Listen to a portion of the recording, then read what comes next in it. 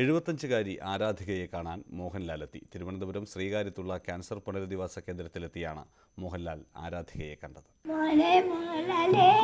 എനിക്ക് മോഹൻലാലിനെ ഇഷ്ടം, ഭയങ്കര ഇഷ്ടം.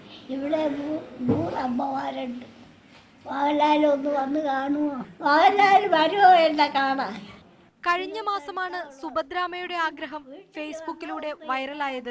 ഈ അമ്മയ്ക്ക് ഒറ്റ ആഗ്രഹമേ ഉണ്ടായിരുന്നുള്ളൂ, മോഹൻലാലിനെ ഒന്ന് കാണണം. ഒടുവിൽ അമ്മയുടെ ആഗ്രഹം പോലെ തിരക്കുകൾ മാറ്റിവെച്ച് മോഹൻലാൽ എത്തി. സുഭദ്രാമ്മയുടെ വിശേഷങ്ങൾ ചോദിച്ചറിഞ്ഞ ലാൽ കവിളിൽ ഒരു മുത്തവും നൽകി.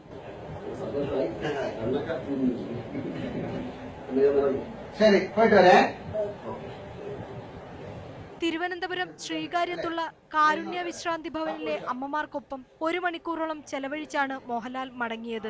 ബി ഉണ്ണികൃഷ്ണൻ ചിത്രമായ വില്ലന്റെ ലൊക്കേഷനിൽ നിന്നാണ് താരം അമ്മയെ കാണാനെത്തിയത്. മക്കളോ കുടുംബമോ ഇല്ലാത്ത സുഭദ്രാമ്മ 17 വർഷമായി പുനരധിവാസ കേന്ദ്രത്തിലെ അന്തേവാസിയാണ്. Entertainment desk, news 18.